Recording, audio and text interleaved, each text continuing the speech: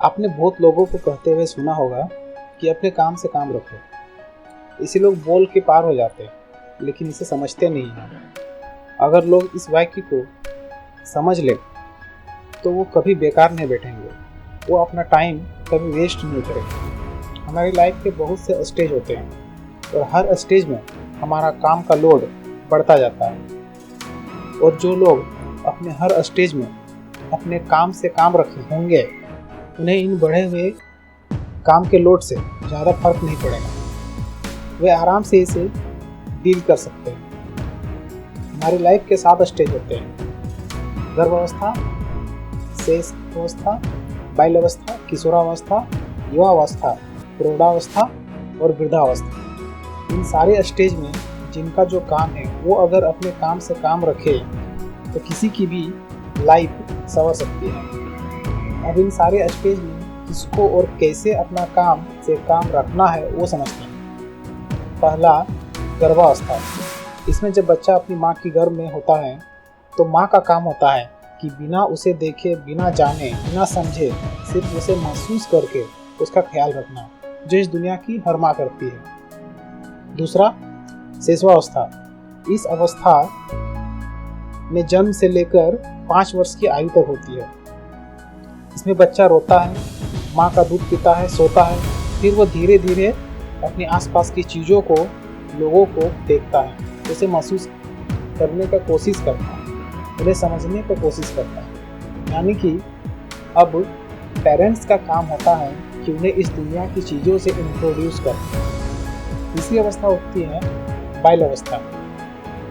ये 5 से 12 वर्ष तक होती है। इस अवस्था में बच्चा शारीरिक और मानसिक रूप से विकसित होता है, इसीलिए इस अवस्था को विकास का अनोखा काल कहा जाता है। इस टाइम हमारे अंदर ज्ञान और संस्कार के बीज बोने का समय होता है, और इस टाइम अगर ये काम सही से किया जाए तो 99% चांस रहता है कि बच्चा आगे जाके एक अच्छा इंसान बनेगा। इस समय हमारे लाइफ में कुछ लोगों का बहुत ही महत्वपूर्ण योगदान होता है, टीचर्स और पेरेंट्स, और 2 जगह का भी खास महत्व होता है, एक स्कूल और दूसरा हमारा घर। स्कूल वो जगह होती है जहाँ से हमारे टीचर के द्वारा ज्ञान की प्राप्ति होती है, और घर में पेरेंट्स के द्वारा संस्कार।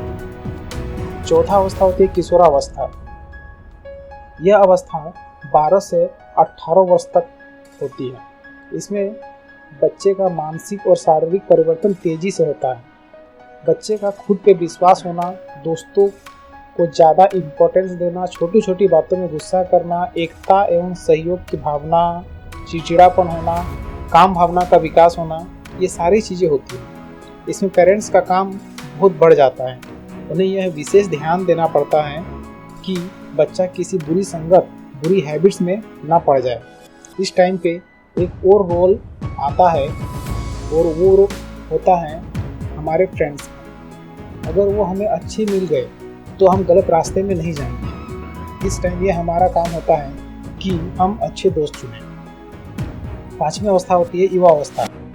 यह 18 से 25 मानी जाती है।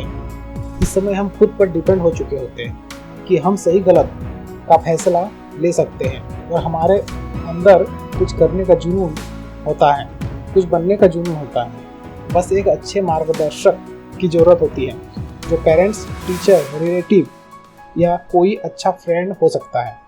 इस टाइम हमें अपने स्टडी और गोल में फोकस करना चाहिए। छठा होता है आपका जगह प्रौढ़ावस्था।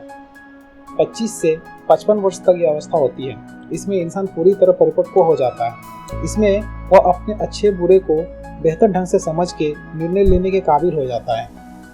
इसमें व्यक्ति स्थिर और सुलझा हुआ रहता है, और तनाव भी इसी उम्र में रहती है। इसमें हमें दूसरे पे डिपेंड नहीं होना पड़ता।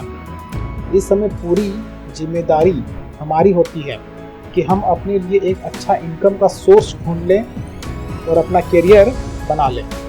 ये हमारा काम होता है कि हम अपनी लाइफ को अच्छे ढंग से जिए।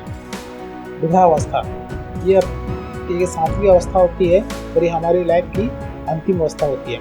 55 वर्ष की आयु से मृत्यु तक की अवस्था होती है। यह हमारी लाइफ की आखिरी अवस्था होती है, जिसमें मनुष्य अपने आधी से अधिक जिंदगी जी चुका होता है, और इस टाइम हमें अपने हेल्थ पर ज़्यादा ध्यान देने की ज़रूरत होती है। अगर आपने अपने लाइफ की पिछली 6 अवस्थाओं में अपने काम से काम रखा है, तो आप अपने आखिरी यानी 7वीं अवस्था को भी एंजॉय करेंगे। तो अपने काम से काम रखिए और अपने माँ बाप और देश की सेवा कीजिए और अपने इस अनमोल लाइफ को एंजॉय कीजिए। All the best. Thank you.